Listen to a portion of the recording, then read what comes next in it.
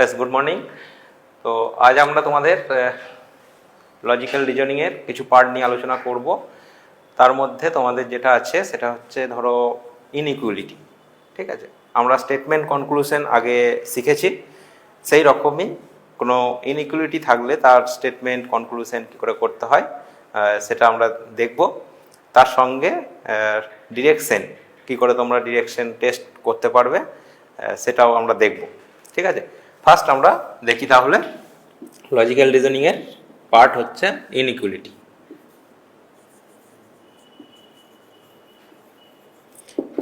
Inequality জিনিসটা কি? Inequality হচ্ছে তোমার ধরো কোনো একটা ইকুয়েশন আছে, আমরা জানি তিন চারটে সাইন তোমাদের মেন বুঝতে হবে। এটা কি আমরা জানি সবাই, এটা ইকুয়াল টু সাইন। এই যে এই জিনিসটা, এটাকে কি বলা হয়? এটাকে বলা হয় গ্রেটার দেন। ঠিক আছে, গ্রেটার দেন। এই সাইনটাকে কি বলা হয়? Less than. ঠিক আছে, এই তিনটে সাইনের ওপরে বেস করে তোমাদের একটা স্টেটমেন্ট দেবে তিনটে, তার সঙ্গে ধরো এই সাইনটা, এটাকে কি বলা হয়? Greater than or equal to. Okay, এই সাইনটাকে কি বলা হয়? Lesser than or equal to. তাহলে এই যে তোমাদের মেন যে মেন সাইন হচ্ছে এই তিনটে, তার সঙ্গে এই দুটো সাইন, এই সাইনটা কি পার্থক্য কি এর সঙ্গে? এটা হচ্ছে অনলি গ্রেটার দেন। ওকে, অনলি গ্রেটার দেন মানে ধরো 3 আর ধরো 2 আছে, তাহলে 3 গ্রেটার দেন 2 অবভিয়াসলি। সিমিলারলি আমি এদিক থেকে যদি বলি এটাকে ধরো 1, তাহলে 1 লেস দেন ধরো 4। তাহলে এই যে ডিফারেন্সটা রয়েছে সেটাকে বলা হয়, এইটা হচ্ছে greater than sign, 3 greater than 2, 1 less than 5। এবার আমি যদি এগুলো সংখ্যা দিয়ে না বুঝে যদি তোমার ভ্যারিয়েবল দেখি, ভ্যারিয়েবল কি? ধরো এক্স আর ওয়াই আছে, এটা এক্স আর ওয়াই আমি যদি গ্রেটার দেন করি তাহলে কি হবে? তাহলে এক্সটা অবশ্যই ওয়াইয়ের থেকে বড়। তাহলে কোন কেসটা হতে পারে? অবশ্যই এই কেসটা হবে। এক্ষেত্রে যদি এবার ধরো এই গ্রেটার দেন ইকুয়াল টু সাইনটা দিলাম, তাহলে কি হবে? ধরো এক্স এর মান 2 হলো, ওয়াইয়ের মানও 2 হলো, তাহলে কোন সাইনটা হবে? এই দুটো সাইনের মধ্যে ইকুয়াল টু সাইন হবে। যদি এটা 3 হয়ে যায় তাহলে এখানে সাইনের মধ্যে কোনোটা কি হবে? তা গ্রেটার দেন ইকুয়াল টু আমি কি লিখতে পারবো এখানে কি এটা লিখতে পারবো? এটা লিখতে পারবো না, তাহলে এটা কিন্তু নয় এটা। ঠিক আছে, কেন নয়? কারণ হচ্ছে 2টা অলওয়েজ 3 থেকে ছোট, তখন কি লিখবো? এটা 2 লেস দেন 3 লিখবো অবশ্যই। ওকে, তাহলে এই যে ডিফারেন্সটা সেটা তোমাকে বুঝতে হবে। এই রেসপেক্টিভ তোমাকে দেখো স্টেটমেন্ট দেবে। স্টেটমেন্ট কি দিতে পারে? ধরো দিল তোমাকে A greater equals to B greater than ধরো সি, আর equal to E less than equals to ধরো এফ। এটা হলো তোমার স্টেটমেন্ট। ঠিক আছে, এবার তোমাকে এখান থেকে কনক্লুশন দিল কি? কনক্লুশন দিল ধরো A equal to E, 1 number conclusion. 2 number conclusion দিল তোমাকে A is less than C, আর 3 নম্বর কনক্লুশন দিল তোমাকে A is greater than F. দেখো এই তিনটে কনক্লুশনের মধ্যে কোন কনক্লুশনটা হতে পারে? তাহলে কি করবে তুমি? ফার্স্ট দেখবে তুমি কোন কি আছে। A greater than equal to B, তার মানে এ বি এর সঙ্গে সমানও হতে পারে, কিন্তু বিটা আবার সি এর সঙ্গে বড় হতে পারে, আর ইটা কি হয়েছে? সি এর সঙ্গে সমান হতে পারে। ঠিক আছে, তাহলে আমি যদি এটা দেখি এর সঙ্গে এর সমান কি হওয়া সম্ভব? দেখো এইখানে কিন্তু গ্রেটার দেন আছে, তাহলে এই এ কি এর সঙ্গে সমান হওয়া সম্ভব কি? এখানে গ্রেটার দেন থেকে গিয়েছে, এটা যদি তুমি ইকুয়াল টু দিতে তাহলে আমি বলতাম যে এর সঙ্গে ই সমান হওয়া একটা টাইমে সম্ভব, কিন্তু এক্ষেত্রে কিন্তু তুমি কখনোই এর সঙ্গে ইকে সমান করতে পারবে না। ওকে, নেক্সট দেখো, তাহলে এই কনক্লুশনটা হলো না। নেক্সট দেখো, এ লেস দেন সি। এ লেস দেন সি মানে কি, এটা সি এর থেকে ছোট। কি করে হবে? দেখো, এটা বি এর থেকে বড় বা সমান, এটা বিটা সি এর থেকে কি বড়, সিটা ই এর সঙ্গে সমান। তাহলে আমাকে কি বলেছে, এটা সি এর থেকে ছোট। তো ছোট তো এখানে কিছুই নেই, তাহলে কি এই কনক্লুশনটা তুমি নিতে পারবে কি?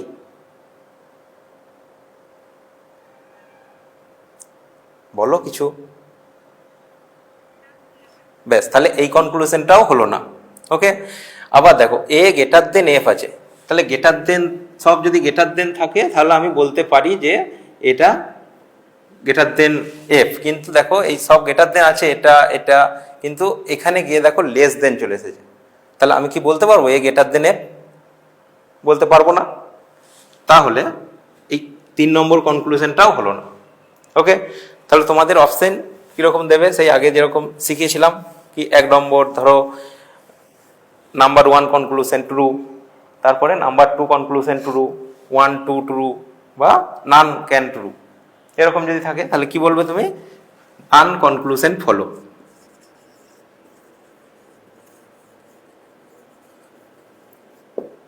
ঠিক আছে?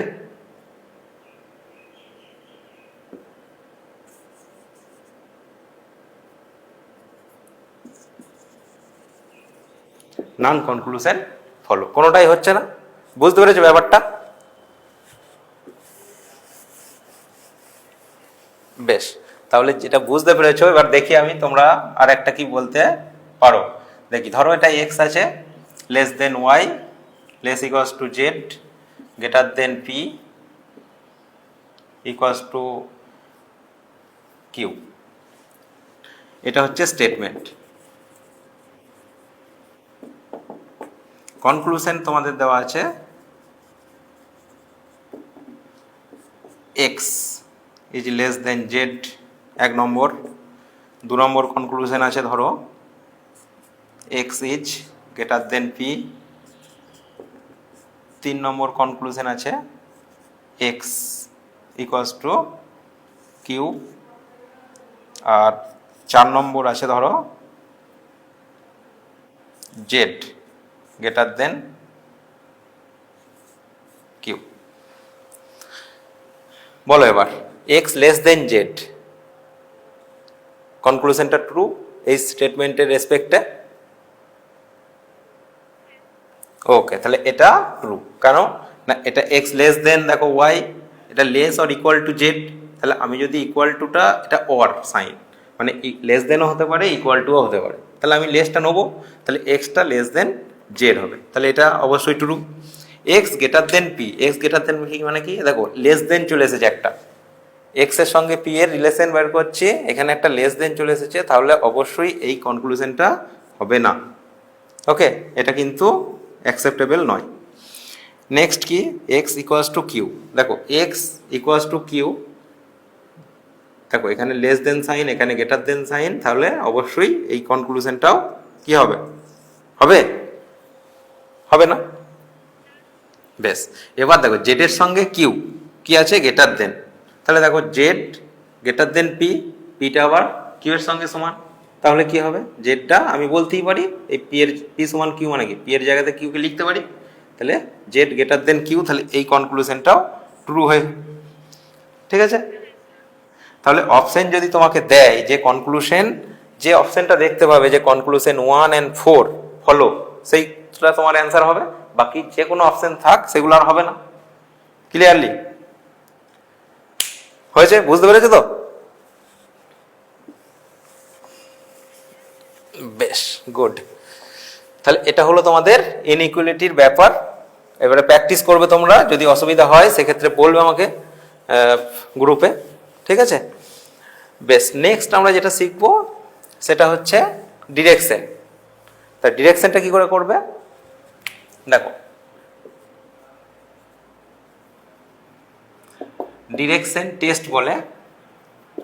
তার ডিরেকশন টেস্টে তোমাকে ফার্স্ট কি দেখতে হবে, যে ধরো একটা এরকম তুমি ফিগার আগে করেছো, তা এই যে যখন ডিরেকশন টেস্ট করবে তখন এই যে সামনের দিক মানে উপরের দিকটাকে নর্থ ধরতে হয়, ঠিক আছে, নিচের দিকটাকে কি ধরে সাউথ, আর এটা ইস্ট, এটা হচ্ছে ওয়েস্ট। এই আইডিয়াটা তোমাকে যে কোনো ডিরেকশন টেস্টের অঙ্ক দেখ, এই ডিরেকশনটা তোমাকে একটু সাইডে এঁকে নিতে হবে। এবার দেখো এই ইস্টের সঙ্গে নর্থের যে ডিফারেন্স, ঠিক আছে, সেটা কত ডিগ্রি, 90 ডিগ্রি। নর্থের সঙ্গে ওয়েস্টের 90 ডিগ্রি, ওয়েস্টের সঙ্গে সাউথের 90 ডিগ্রি, সাউথের সঙ্গে ইস্টের 90 ডিগ্রি, এটা হচ্ছে ডিফারেন্স, ঠিক আছে। এবার এটা দুরকমভাবে হয়, একটা হচ্ছে অ্যান্টি ক্লকওয়াইজ এটা ঘুরতে পারে, আর ক্লকওয়াইজ ঘুরতে পারে। এটাকে বলে ক্লকওয়াইজ, এটাকে অ্যান্টি ক্লকওয়াইজ। ক্লকওয়াইজ মানে কি, যে ঘড়ির কাঁটার দিকে, আর যদি অ্যান্টি ক্লকওয়াইজ হয় তাহলে ঘড়ির কাঁটার বিপরীত দিকে। এবার যদি আমার এই ঘরটা এইটুকু যদি 90 ডিগ্রি হয়, তাহলে আমি যদি এইটাকে সমান ভাগে ভাগ করি, তাহলে এই কোণটা কত ডিগ্রি হবে বলো, কত, 45 ডিগ্রি হবে, ঠিক আছে। তাহলে এই যে আইডিয়াটা তোমাদেরকে বলা হলো, এই আইডিয়ার রেসপেক্টে তোমাকে ধরো একটা অঙ্ক দেওয়া হলো, ঠিক আছে। তাহলে অঙ্কটা কি দেখো, এইটা তোমাদের একটা, আর একটা হচ্ছে ধরো কেউ একদিকে গেল, দেখো অঙ্কটা দেখো লিখছি, তারপরে তুমি বুঝতে পারবে যে কি ব্যাপারটা, ঠিক আছে। এই জায়গাটা বুঝতে পেরেছো তো, বেশ।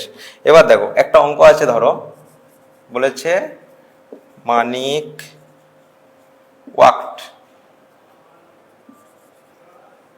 40 meters towards north.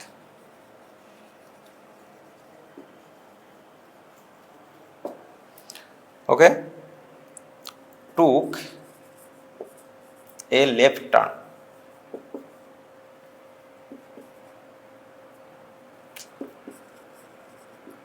Left turn and walked 20 meter, ঠিক আছে। He again turned, took a left turn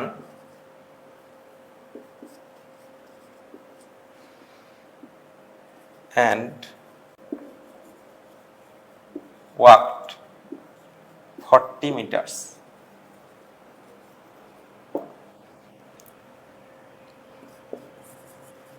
How far and in which direction?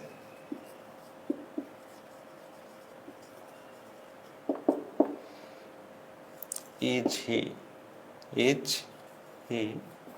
from the starting point?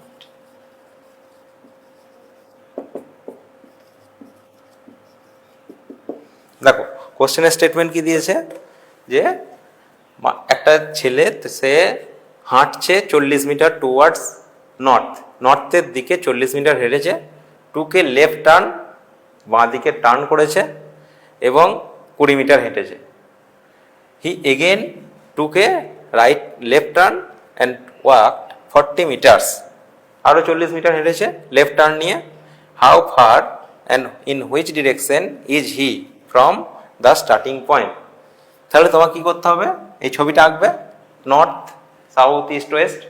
তাহলে দেখো 40 মিটার টুয়ার্ডস নর্থের দিকে গেছে, তাহলে আমি যদি এইখানে ওর পজিশনটা ধরে নিই, তাহলে 40 মিটার গেল, তাহলে এই পজিশনে এলো, তাহলে এইখানে লোক শুরু করলো, মানিক শুরু করেছে, এখানে পর্যন্ত এলো, ধরো এ পয়েন্টে এলো, কত, এই পয়েন্টটা কত, 40 মিটার, এটা 40 মিটার এলো।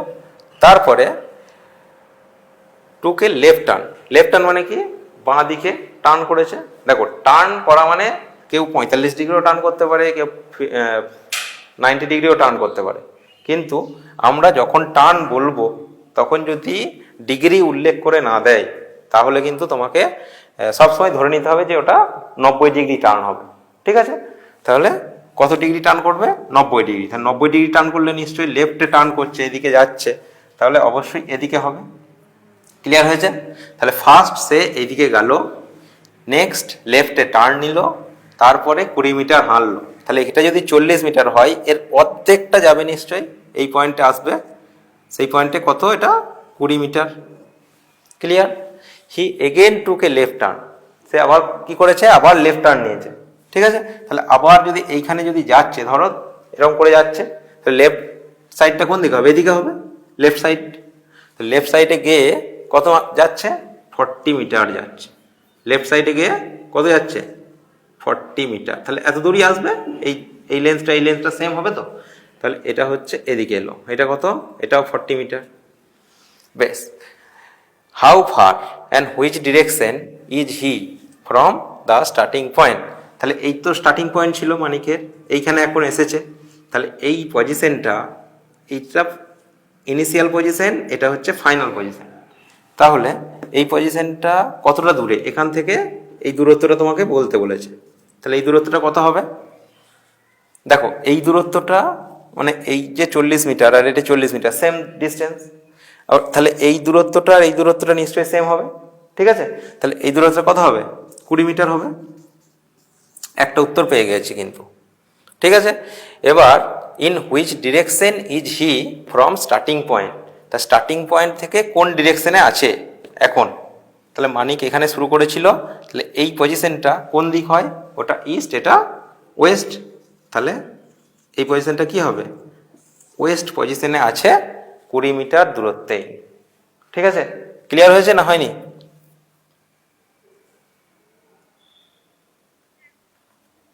বুঝতে পেরেছ?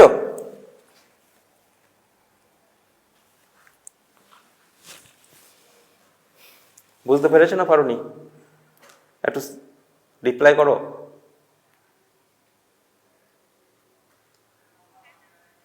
বেশ, তাহলে এই ধরনের অঙ্ক থাকবে তোমাদের যদি ডিরেকশন টেস্ট বলে। ঠিক আছে, আর একটা টাইপ থাকবে যেটা আমি প্রথমে বোঝালাম ডিগ্রি দিয়ে।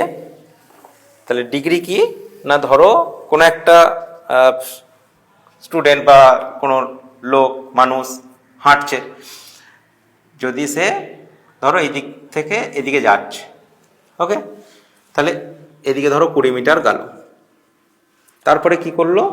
সে 45 ডিগ্রি অ্যান্টি ক্লকওয়াইজ মুভ করলো, মানে ঘুরলো। ঠিক আছে, তাহলে এখানে 45 ডিগ্রি তুমি একটা অ্যাঙ্গেল করে নেবে। তাহলে এইটা যদি 90 ডিগ্রি হয়, তাহলে এইটা 45 ডিগ্রি হবে। তাহলে 45 ডিগ্রি মুভ করার পর আরও 10 মিটার গেল। ক্লিয়ার? তাহলে এইখানে যদি তোমাকে বলা হয় যে আরও 45 ডিগ্রি সে এই পজিশনে গেল, নর্থের দিকে গেল, তাহলে কি করবে তুমি? এই পজিশনে একটা অ্যাঙ্গেল করবে। তাহলে নর্থ পজিশনে মানে কি? এখান থেকে এটা হচ্ছে কত ডিগ্রি হতো? এটা এই লাইন বরাবর যদি যেত তাহলে হতো যে সোজা যাচ্ছে। আর 45 ডিগ্রি অ্যাঙ্গেল করলে কি হতো? এই দিকে যাবে। ঠিক আছে, তাহলে এই দিক বরাবর যেত। ক্লিয়ার? তাহলে অঙ্ক দেখে তোমাকে, স্টেটমেন্ট দেখে তোমাকে এই যে ব্যাপারগুলো সেগুলো ঠিক করতে হবে। দুটো জিনিস মনে রাখতে হবে, কি? একটা হচ্ছে ক্লকওয়াইজ আর অ্যান্টি ক্লকওয়াইজ, আর নর্থ আর সাউথ ডিরেকশনটা ঠিক করতে হবে। এটা নর্থ, এটা সাউথ, তাহলে এটা হবে অবশ্যই ইস্ট, এটা ওয়েস্ট। ঠিক আছে, আর তোমাকে এই যে যদি আমি অ্যান্টি ক্লকওয়াইজ ঘুরি, তাহলে একটা ঘড়ির কাঁটার বিপরীত দিকে ঘুরবো, এই একটা ঘর মানে হচ্ছে 90 ডিগ্রি। আর যদি ক্লকওয়াইজ ঘুরি তাহলেও একটা ঘর সমান 90 ডিগ্রি, কিন্তু রাউন্ড আপটা পুরো অপোজিট হবে। ক্লিয়ার হয়েছে? ক্লিয়ার তো? বেশ, আরেকবার বলছি, দেখো যদি কোনো একটা ডিরেকশন টেস্টের তুমি বুঝতে পারো যে দেওয়া আছে, তাহলে কি করবে? ফার্স্ট তোমরা এই ছবিটা আঁকবে। ছবিটা হচ্ছে ফার্স্ট তোমাদের খাতার ওপর দিকটা সেটা হচ্ছে নর্থ, নিচের দিকটা হচ্ছে সাউথ, তাহলে ডান দিকটা ইস্ট হবে, বাঁ দিকটা ওয়েস্ট হবে।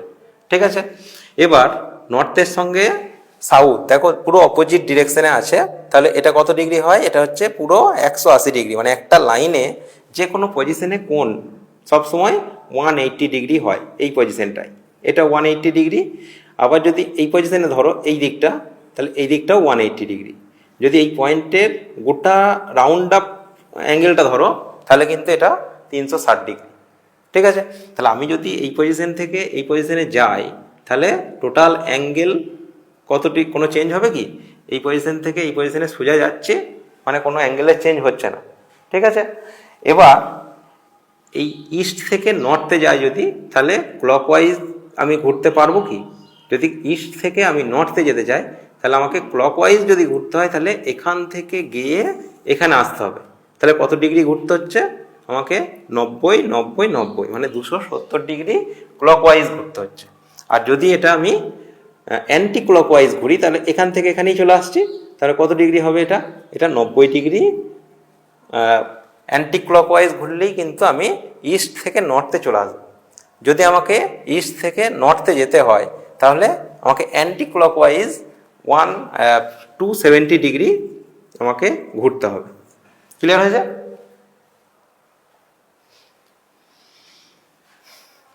বুঝতে পেরেছেন? বেশ, ঠিক আছে। এবার দেখো তাহলে ডিরেকশন টেস্ট আর তোমাদের ইনইকুয়ালিটি যে প্রবলেমগুলো তোমাদের আছে সেগুলো একটু দেখবে।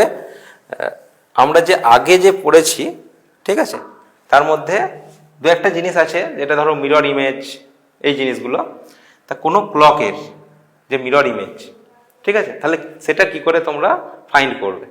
ধরো একটা ক্লকে বলা আছে যে হোয়াট is the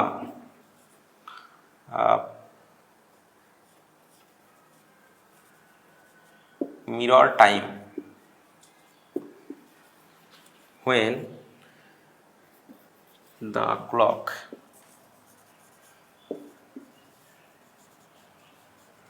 shows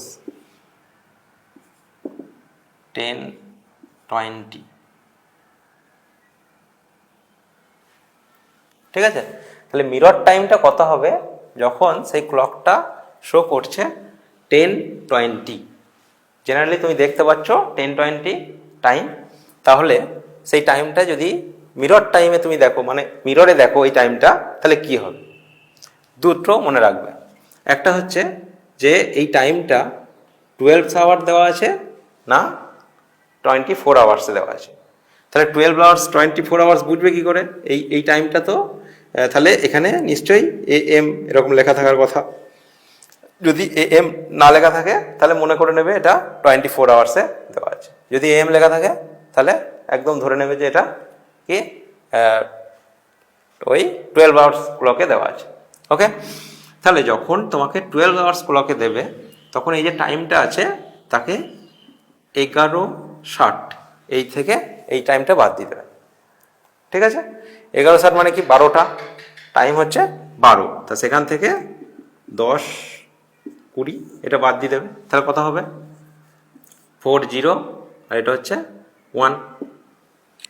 ওকে, তাহলে এটা AM হবে না PM হবে?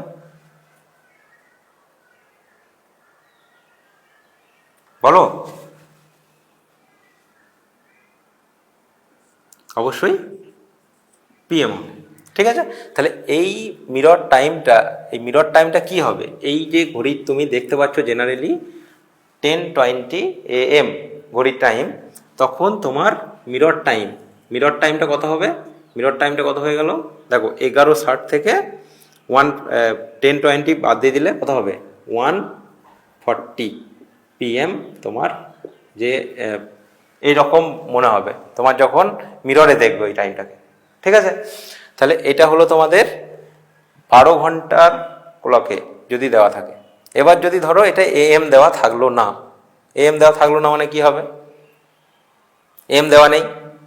ঠিক আছে, তাহলে AM যদি না দেওয়া থাকে তাহলে এইটা ধরো টাইমটা একটু চেঞ্জ করে দিই, তাহলে ধরো 9:20 আছে, 9:30। তাহলে কি করবে? দেখো তখন কি করবে? তখন হচ্ছে 23:60 এখান থেকে বাদ দিয়ে দেবে। 23:60 এখান থেকে 9:30 বিয়োগ করবে। ক্লিয়ার? তাহলে কত হবে? 30, এটা হচ্ছে 9, 4, 1। তাহলে এই টাইমটা কত হলো? 9:30 যখন হবে তখন তার মিরর টাইম কত হবে? 30, এটা তো আর এম পিএম দেওয়ার দরকার নেই, তাহলে এটা হচ্ছে তোমার মিরর টাইম। ক্লিয়ার হয়েছে?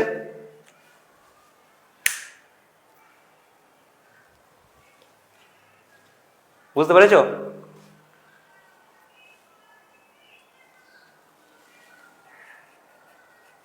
বলো। বেশ, ঠিক আছে, তাহলে আজকে আমরা এখানেই শেষ করব। ঠিক আছে, পরবর্তী ক্লাসে তোমাদের যা কোয়ারি হবে সেগুলো বলবে। তো তোমরা তো কিছু কোয়ারি করছো না, গ্রুপেও দেখতে পাচ্ছি না আমি, এমনিতেও আমাকে ক্লাসের মধ্যেও কিছু বলছো না। তো তোমরা কি বাড়িতে প্র্যাকটিস করছো না? বেশ, পরীক্ষার কিছু খবর পেয়েছো? পরীক্ষার কিছু খবর পেয়েছো তোমরা? মানে আচ্ছা, 29 জুন, তাহলে তো বেশি টাইম নেই, 1-1.5 মাসের মতো আছে। ভালো করে প্র্যাকটিস করো, যদি কিছু সমস্যা হয় অবশ্যই জানাবে। কিছু কি সমস্যা আছে এখন? বেশ, ম্যাথের 2-1টা জিনিস বলেছি তোমাদেরকে, ঠিক আছে? বিশেষ করে ওই ক্যালকুলেটিভ পার্টটা একটু দেখে করবে প্র্যাকটিস, কারণ ওই প্র্যাকটিসের অভাবে ওইগুলো ভুলগুলো তাড়াতাড়ি সময় তো সেই জন্য ভুল হয়ে যায়। তো ওগুলো যেন না হয় সেটা তোমরা একটু খেয়াল রাখবে, ঠিক আছে? তাহলে পরের ক্লাসে আমরা তাহলে ওই ম্যাথের যদি কিছু থাকে তোমাদের কি আছে দেখে একটু বলে দেবো, দেখিয়ে দেবো, ঠিক আছে? হ্যাঁ, বুঝতে পেরেছি। তো তোমাদেরকে ওটাকে সব সেট আপ করতে হবে তোমাদেরকেই, আমরা জাস্ট বলে দেবো তোমাদেরকে কী কী করতে হবে না করতে হবে, কিন্তু আমরা তো একবারে অনেক কিছু বলে দেবো তোমাদেরকে, তো সেক্ষেত্রে তোমাদের সমস্যা হবে। তো তোমাদেরকে নিজেদেরকে ফিক্স করতে হবে যে আমরা কোন কোন চ্যাপ্টারের ওপরে জোর দেবো, কোন কোন চ্যাপ্টারটা আমরা অমিট করলেও কিছু হবে না। কারণ হচ্ছে যে তোমাদেরকে কোশ্চেন পেপারগুলো দেখে তোমাদেরকে ভ্যালু ক্যালকুলেশন করতে হবে যে কোন চ্যাপ্টারের বেশি ভ্যালু, ঠিক আছে? এর বাইরে তো আর কিছু হয় না, তোমাদেরকে তো আর কিছু বলার নেই, নতুন করে সব কিছু জেনে এসেছো। আর আর যেটা জানতে হবে যে সব সাবজেক্ট থেকে তোমাদের এই জিআই পেপারটা সব সাবজেক্টের সঙ্গে রিলেটেড, ঠিক আছে? আগের দিন যেমন বলছিলাম তোমাদেরকে, যেমন ধরো টেম্পারেচারের ইউনিট কেলভিনও হয়, সেলসিয়াসও হয়, ফারেনহাইটও হয়, কিন্তু এসআই ইউনিট কিন্তু কেলভিন, ঠিক আছে? তাহলে তোমাকে ধরো দিল, অ্যানালজিতে দিল যে টেম্পারেচার, ঠিক আছে, টেম্পারেচারের সঙ্গে দিল ধরো কেলভিন, তাহলে ওই কি বলো একটা যে কোনো ধরো পাওয়ার, এর সঙ্গে এখানে কি হবে, ঠিক আছে? তখন তোমাকে টেম্পারেচারে তুমি বুঝতে পারছো কেলভিনটা এসআই ইউনিট, তাহলে পাওয়ারের এসআই ইউনিটটা কি এখানে সেটা তোমাকে বসাতে হবে, ঠিক আছে? আবার ধরো একটা ধরো এই নাম্বার সিস্টেম দিল, এই যে নাম্বারটা কেন বলছি না, নাম্বারটা হচ্ছে তোমার ম্যাথমেটিক্যাল পার্ট আসছে এই জায়গাতে, তোমাদের ম্যাথমেটিক্যাল জিনিসগুলো থাকার কথা। যেমন ধরো এখানে 2, 3 দিল, এখানে ধরো 1, 4 দেওয়া হলো, এখানে ধরো 3, 6 দেওয়া হলো, ঠিক আছে? দিয়ে এখানে দিল 45, 17, তাহলে এখানে কত, ঠিক আছে? তাহলে কি করে করবে? তো তোমাকে এই ক্যালকুলেশনগুলো যত প্র্যাকটিস করবে তোমার কিন্তু মানে তোমার কাছে ঝট করে চলে আসার কথা এটা, ঠিক আছে? তাহলে আমাকে বলো, তাহলে এই যে ক্যালকুলেশনটা তোমাকে দেওয়া হয়েছে, তাহলে তোমাকে এই মাঝে গ্যাপ আছে মানে কি, এই দুটো যে লাইনে তোমাদের কি করে এলো, এই নাম্বারটা থেকে এই নাম্বারটা কি করে এলো, এবং এই নাম্বারটা থেকে এই নাম্বারটা দিয়ে এই নাম্বারটা কি করে এলো, সেটা যদি তুমি বুঝতে পারো, তাহলে এই নাম্বারটাতে কিন্তু তুমি অটোমেটিক্যালি বসাতে পারবে। তাহলে আমাকে কি বলতে পারবে এটা কি হবে, কি রুলসে এই নাম্বারটা এসেছে, এই নাম্বারটা এসেছে কীরকম? দেখো, 6-এর স্কোয়ার দেওয়া হয়েছে, তার সঙ্গে এই 3-এর স্কোয়ার দেওয়া হয়েছে, তার মধ্যে যোগ করা হয়েছে, ঠিক আছে? তাহলে কত হচ্ছে, এই নাম্বারটা হচ্ছে 36 + 9, তাহলে কত হলো 45। এই 17 যে নাম্বার, এই নাম্বারটা কি করে এলো না, এই 4-এর স্কোয়ার + 1-এর স্কোয়ার, কত হলো 16 + 1 মানে হচ্ছে 17। ক্লিয়ার? তাহলে এই নাম্বারটা কি করে আসবে, তাহলে 3 স্কোয়ার প্লাস, তাহলে 9 + 4 কত হলো 30, ঠিক আছে? তাহলে এইভাবে তোমাদেরকে কিন্তু অঙ্কগুলো করতে হবে। যে অঙ্কর যে প্রবলেম বলছো, এই নাম্বার সিরিজ করবে বা নাম্বারের যে সমস্ত অ্যানালজি আছে সেইগুলো ভালো করে প্র্যাকটিস করবে, তাহলে এই যে নাম্বারের যে জিআইটা থাকবে সেটাতে অসুবিধা হবে না। ঠিক আছে? বেশ বেশ ঠিক আছে, তাহলে আমরা এখানেই শেষ করি আজকে।